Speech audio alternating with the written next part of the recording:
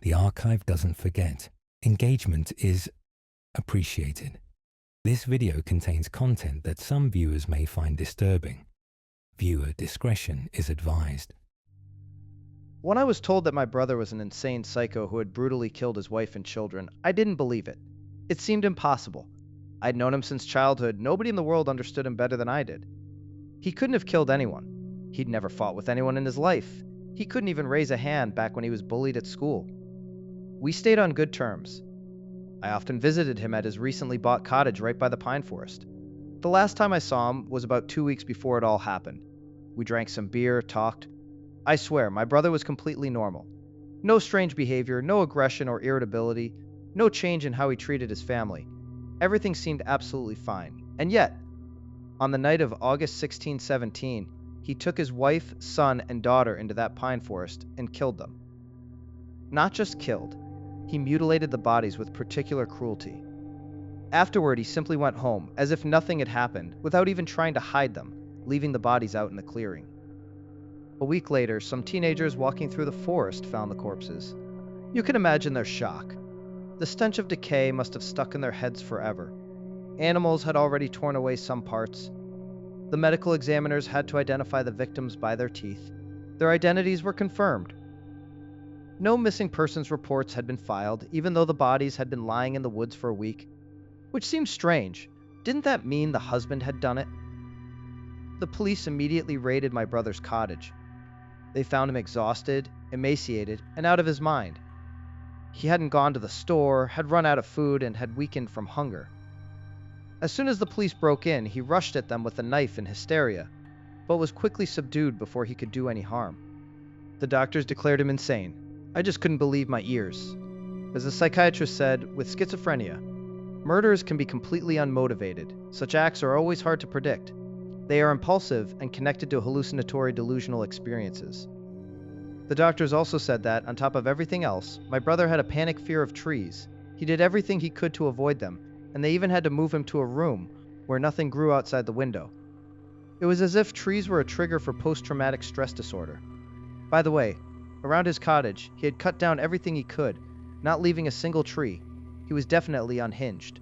I only managed to meet with him after half a month, when the attending doctor allowed a visit. It was pretty creepy to sit across from him, my own brother, and realize that this was no longer the person I knew. It was as if nothing of his former self remained. He looked cold and distant. He didn't express any remorse for the murder, and he couldn't give a coherent explanation for what he had done. He considered himself perfectly sane. In the ward, according to the doctor, he was lethargic, didn't take care of his appearance, spent a lot of time in bed, and slept poorly. When the topics for conversation, if it could even be called conversation, ran out and a staff member started leading him back to the room, my brother stared intently into my eyes and whispered, so the others wouldn't hear, "Sonia, the diary in the kettle." And that was it. I didn't immediately understand what he meant, and honestly, should I even take the words of an insane man seriously? Yet something told me it was important. My brother wouldn't have snapped out of nowhere. The diary in the kettle? Had he hidden his personal diary in a kettle at home? I thought that if I went to his house, I wouldn't lose anything. And if I found the diary, I could understand what was on his mind and show the entries to his doctor, which would surely help with his treatment. I had the key. My brother had given it to me long before all this, so I could stay at his place if needed. "The doors of my house are always open for you," he used to say. The next day, right after work, I headed to his cottage. The house was out in the sticks, in a secluded spot. The forest was just a stone's throw away. It was a cloudy September evening, cold and dark, which gave the abandoned house and the massive pine forest a particularly eerie atmosphere. What terrible things had happened here? The trees really had been cut down. Inspecting the facade, I noticed that one of the windows was broken. Surely all the local kids had already visited the maniac's house. I went inside. There was no electricity. It had been cut off for non-payment. I had to turn on my phone's flashlight, and the battery was already low. I'd worked the whole day, after all. The beam of my flashlight cut through the darkness, revealing footprints, cigarette butts, beer bottles, the work of tourists. I had to do something. The house could have been looted. Surely it already had been. I wandered through all the rooms, taking in the scale of the mess, then checked the kitchen. The table was covered in a thick layer of dust, the kettle, it seemed. nobody had thought to touch yet. I reached into the kettle. I felt a thick notebook. I flipped through it. It really was a diary. So my brother had stashed it away from me? I have to say, he'd hidden it in a pretty original way. The atmosphere of the empty house was oppressive. On top of that, my phone was buzzing, warning it was about to die. So I went outside, closed the door behind me, sat in the car and started reading, turning on the interior light. The first pages of the diary describe my brother's life from about a year and a half before the family's murder. Ordinary daily life, with the occasional philosophical musing. Nothing remarkable. The story of how, at the end of that winter, he moved into this cottage, a big celebration for the whole family. The story of the housewarming party, which I also attended. How he went skiing through the forest. A bunch of small notes. However, soon I started coming across strange entries, quite curious. At first, I paid them no mind, but then a chill of quiet horror ran down my spine. June 18th. Once summer vacation started, the kids are bored out of their minds. I've repeatedly noticed how my son Igor goes off to the forest. Nastya is afraid to go into the woods because there are webs with huge forest spiders hanging between the trees. But Igor keeps running there. The spiders don't bother him at all. I told him not to go too far, God forbid he gets lost.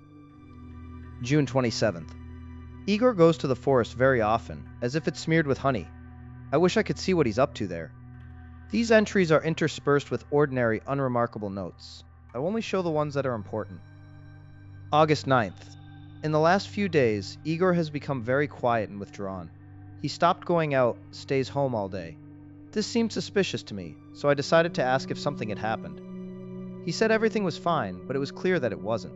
I couldn't get anything out of him. When I was getting ready for bed, Nastya timidly came into the room and said that Igor had gone deep into the forest, where he encountered something that scared him very badly. Someone very scary. August 10th. Igor hit Nastya. I had to smack him with a belt. He refused to explain why he raised his hand against the girl. I asked him who he had seen in the forest. He said he hadn't seen anyone. He's lying. You can see he's lying. But he stays silent like a soldier. August 11th. I saw my son's drawings, a forest and some branching figure between the trees. Could this be what Nastya was talking about? There are a bunch of drawings, and that figure is in all of them. August 12th. The dog is missing, probably slipped his leash and ran off. I walked around the area, through the forest, calling him. He doesn't come, and he doesn't make a sound. I hope he comes back. It's a good dog after all. Both kids are scared and quiet. For some reason, it seemed to me that it had something to do with the missing dog, but they said they didn't know where he was. They're lying. You can easily tell when kids lie, but I couldn't get anything out of them. August 13th. On the way to the store, I ran into a neighbor. We started talking, and he said, "It's dangerous to let kids go into the forest. They went there with the dog yesterday, as I saw." When I got home, I smacked the kids for lying, told them I knew everything, and made them talk. My son said the dog was dead, that it was a victim. I was shocked by the cruelty of my children, and made them lead me to the place where they killed the dog, at which they all howled in unison and literally begged me not to go into the forest. Their insistence scared me, but they still led me there, and when I saw the mutilated body of the dog, poor dog was stuffed with sharp sticks, like a pincushion. Such bloodthirstiness impressed me greatly. I had to give them a long brainwashing. We need to take them to a psychologist. This is not normal. In the middle of the night, my crying son ran into our bedroom. He whimpered, saying he was scared that someone was walking around the house. He said that through the open window for air, this someone was whispering to him. But what shocked me most, even frightened me, were his words. "Dad, you shouldn't have gone into the forest and disturbed him. Now he's going to kill our whole family." My wife and I had goosebumps at these words. We tried to calm Igor, but it didn't work. Then I said I would go outside to prove that there was no one there. My son immediately went into a panic, screaming, begging me not to go outside. I didn't go out, so as not to scare him. August 14th. All the flowers in the house had withered. And in the garden every plant had died. Was it frost? But there was no frost at night. Radiation? Chemical accident? August 16th. My God, I was an idiot. What an idiot I was. Blind. They're all dead, because of me. Lord, if anyone is reading this, run far away from this cursed forest. At night, Igor woke us up, shouting, "He took Nastya! He took Nastya!" We ran upstairs to her room, and indeed, Nastya was gone. Only the window was wide open. Someone had climbed into our house through the window. We ran outside to call for Nastya, despite Igor begging us not to go out. Soon we heard a scream from the forest. "Mom!" Naturally, we ran toward the voice. At that moment, I only thought of my daughter's life. I didn't even take a knife or any weapon. For some time, we followed the cries, clearing webs along the way, and came to a clearing where we saw Nastya. She was alone, nobody else. She was crying. When we got to her, she screamed, "It won't let us go home! It won't let us go home!" And then I saw something between the trees. What happened next? I don't remember. I was terrified, running in panic. I only remember rushing through the forest and it was following me. I didn't see it when I turned around, but I could hear its steps, hear it moving behind me. And my wife and daughter. I left them there. They're dead. When I got home, my son wasn't there either. It took him too. On the following pages, my brother described how he couldn't stand some whispering and, during the day, cut down all the trees around the cottage. It's their fault. Them. Perhaps his mind was simply twisting the sound of leaves rustling in the wind. Later, after setting down the chainsaw, he saw a monstrous, branching figure in the undergrowth and hid in the house again, unable to go outside. The creature started circling the house even during the day. It was waiting for him. He was afraid to go out, even as his food ran out, and had to go hungry. He hid deep inside the house, far from the windows, so that something wouldn't see him. These were the last entries in the notebook. After that, it seems he completely lost his mind. I gulped, put the diary aside, and looked at the pine forest. It was completely dark now. Something felt off. Was it true? Or was it the product of my brother's sick mind? Where exactly was the line beyond which he lost his sanity? On what day did he snap? I urgently needed to show this to a psychiatrist, let them figure it out. True or not, the diary terrified me. Of course, it could all be fiction, but when you're alone by a gloomy forest, stories like this feel different. They take on a reality of their own. I wanted to get away from that place as fast as possible. I started the car and drove off in a hurry. It felt as if someone was watching me. The paranoia faded when I returned to the noisy city. I felt immense relief opening the door to my apartment. I caught my breath, took a hot bath. But in the silence of the apartment, a quiet dread slowly crept back. That night, I couldn't sleep without a light on. I had to turn on the TV just to drown out the oppressive silence. The story had obviously stuck in my mind. Tomorrow I'll take the diary to the psychiatrist, and then I absolutely need to check that forest. Not alone, and not at night, that's for sure. I'll arrange it with gamekeepers or some hunters. If that creature exists, it has to be killed. I went to the psychiatric hospital to see my brother in the morning, not wasting any time. His personal diary needed to be shown to the treating doctor immediately. The psychiatrist was surprised that I had gone into my brother's house, but he didn't lecture me about legality. I'll study the diary. I'll call you back and let you know what I think. Just leave your number, he said. All right. And will these entries actually help with the treatment? Oh, yes. A diary from a mentally ill person is very valuable, especially your brother's. He denies his diagnosis and doesn't trust us. With a diary, especially one this detailed, we can understand exactly when the problems began. Overall, we'll understand the patient better. This will definitely help with treatment. The doctor called back in the evening while I was burning away the rest of Saturday watching movies, trying to distract myself from the terrifying thoughts about the pine forest. The call made me jump in surprise. The diary entries had such a strong impact on me. The doctor said he had analyzed the diary. This was quite interesting, I'll tell you. You could even write a scientific paper in psychiatry on tracing the point at which a person's consciousness stops being healthy. Tell me straight, is what's described in the diary true? Of course not, the doctor chuckled. This is, you could say, a completely typical case. The thing is, your brother Timur paid way too much attention to the child's trips into the forest, his behavior, and what his daughter said. His focus became hyper-attuned, and he started noticing things he would normally have ignored. Do you understand? The symptoms of his mental disorder appeared in exactly the order they were supposed to, gradually, intensifying, with new symptoms appearing. Paranoia, voices in the head, hallucinations, obsession, right on the mark. Are you sure these are hallucinations? The doctor seemed to laugh. I mean, are you saying there really is a terrible creature wandering in the forest, killing people? Sorry, but if you truly wonder who killed his family, contact the police. Forensic experts have surely figured out the nature of the injuries. No, I felt ashamed for believing in a forest creature like a little kid. Forget it. I just got nervous. So what about the symptoms? Well, First, he started having sudden thoughts, which he developed and cultivated. Paranoia gradually developed.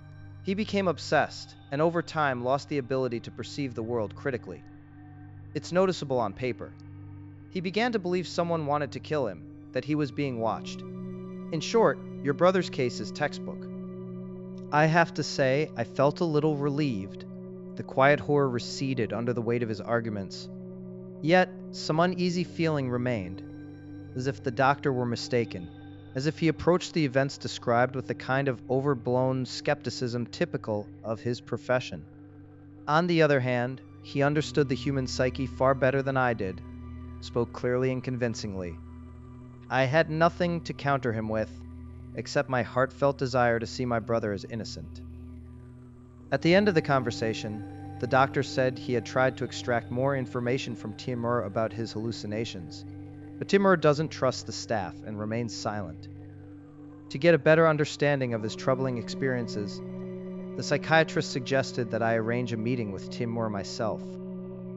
The meeting was scheduled for the next day. I arrived at the hospital and was taken to the visitor room, where my brother was already sitting, just as detached as ever. After talking with Timur for a bit, I asked the staff member to step out for a moment so I could speak to my brother about personal matters. The staff hesitated, but eventually left. It was a small act to convince Timur that I was on his side.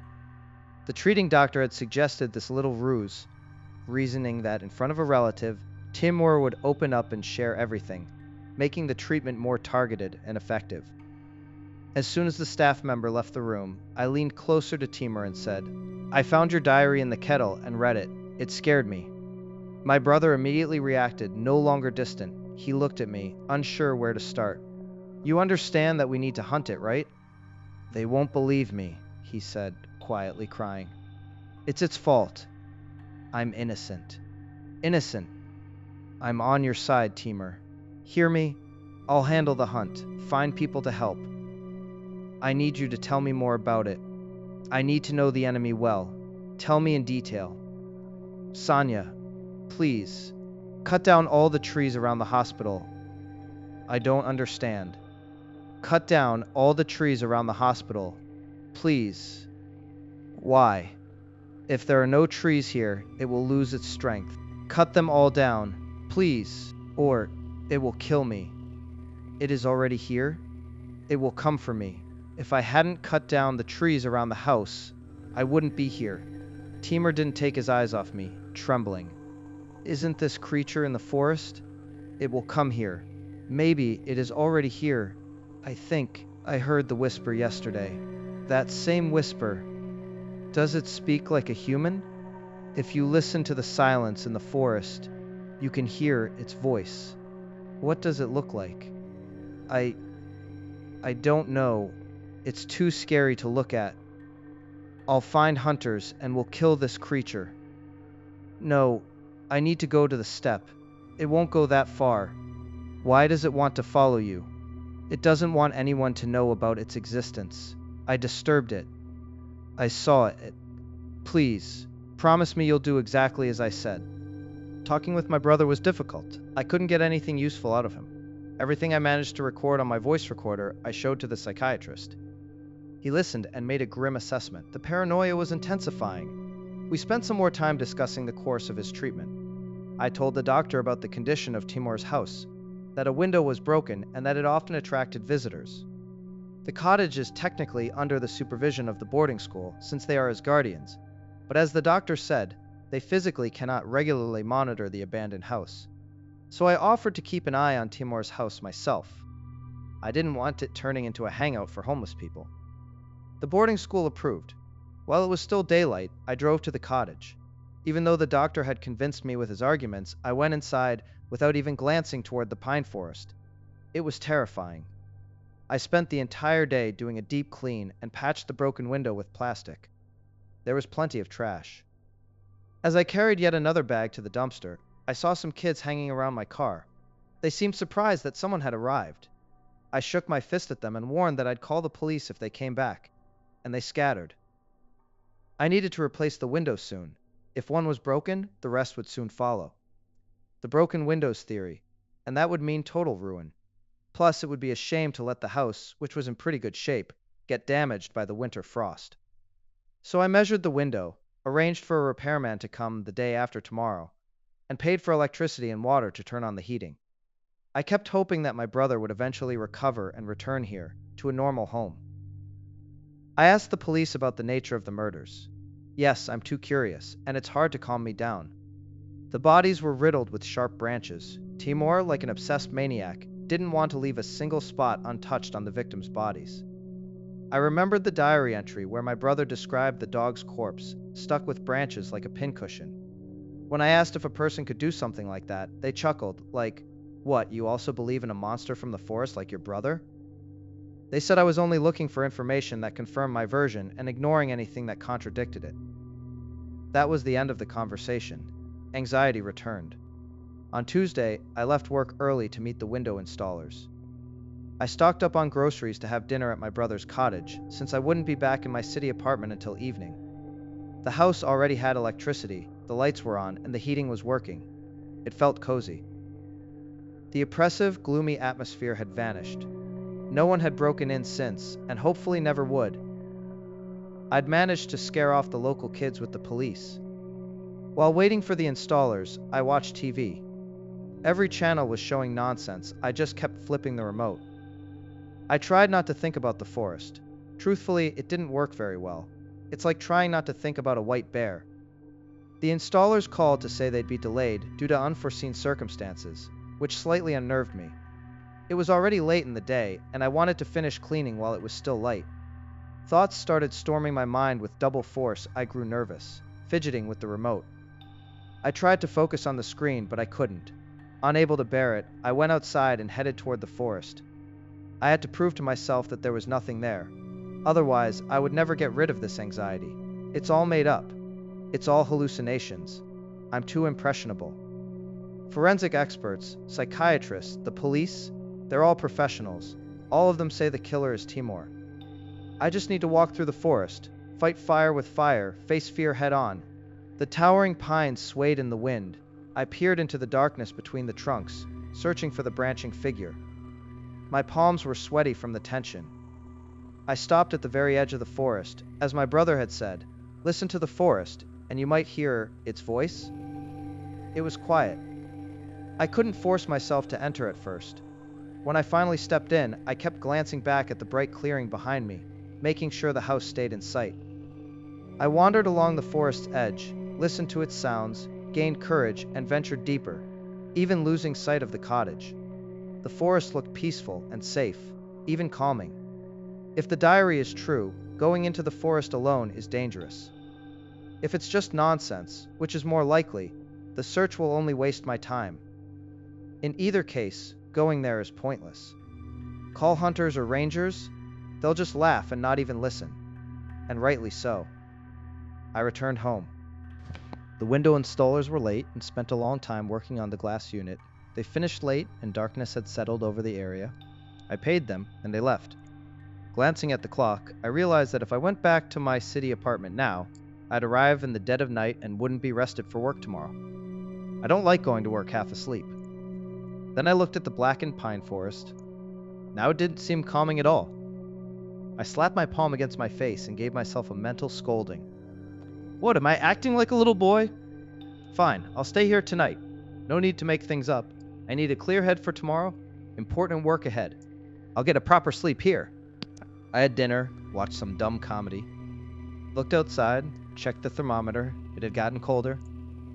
I set the heating so I wouldn't freeze overnight, drew the curtains for comfort, and lay down to sleep right on the sofa. It felt cozy and peaceful. I stretched out and thought maybe I was just tired. That's why my mind conjures up bad thoughts.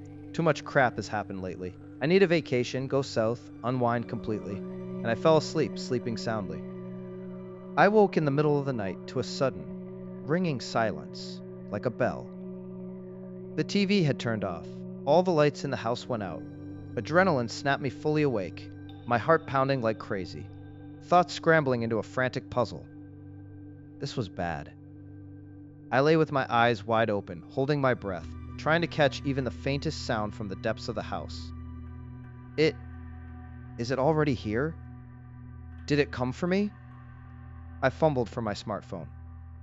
Where had it gone? After a brief search, I found it and immediately turned on the flashlight. Its beam cut through the impenetrable darkness, illuminating the room. The feeling of safety and comfort seemed to have abandoned this cursed house. Cursed house, cursed forest, cursed diary. I had already regretted 10 times not staying in my city apartment. Big deal, I wouldn't have gotten much sleep anyway. Oh God, oh God. I inspected the room. Empty. No one. I carefully got up from the couch, though it still creaked.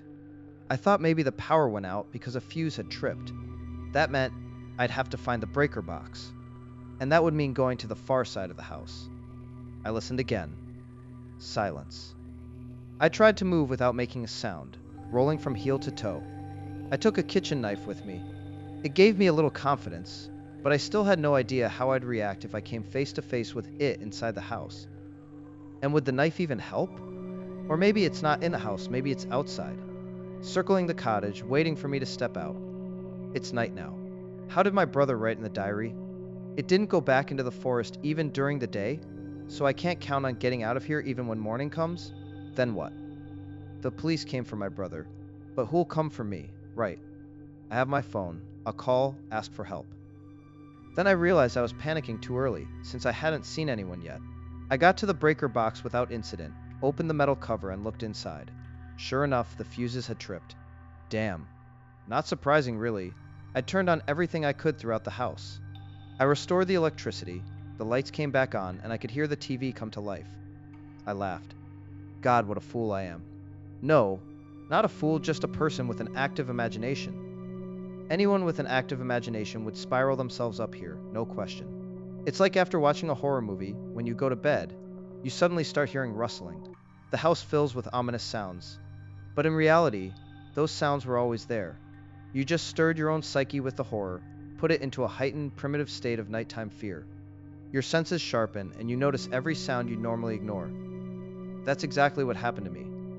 I conjured up who knows what in my head. Then the power went out, the fuses blew, and I was alone in a dark house, right next to the forest, having just read my brother's terrifying diary. Inevitably, you start believing in any kind of monster. I spent the rest of the night trying to sleep, but the adrenaline had my nervous system too wound up, so it was impossible. No monsters, no knocking at the door, no faces in the windows, no footsteps in the attic. Even when I went out in the morning to the car to drive to work, the branching creature didn't meet me at the doorstep. I felt completely relieved. Actually, I could say I was enjoying life. The following days, I threw myself into work, checked on the cottage a couple of times to make sure no troublemakers had smashed the new windows, and kept the heating running. Evenings were spent watching movies or having a beer with friends in a bar or some anti-cafe. Thoughts of the diary receded, and I slept soundly again, with a healthy, deep sleep. Everything was calm until the next morning when my brother Timur's attending psychiatrist called me. He told me that Timur had escaped during the night and asked whether he had come to my place. I answered that no, he hadn't. The psychiatrist warned me that if I saw my brother, I should try to keep my distance, even run away if necessary, and call the police, because Timur could attack. No one can know what's going through his mind. The behavior of schizophrenics is unpredictable. He might be calm now, and in the next second he could shove a knife into your throat. Be careful, and let us know if you learn anything. We hope to find Timur before you do. However, by midday, the doctor called again. My brother's body had been found on the bank of the river that ran right next to the institution. For a moment, I remembered what my brother had asked, about cutting down the trees around the hospital. But the psychiatrist explained that Timur had drowned, and according to the police, it was a typical case of taking one's life. The current carried his body to the shore.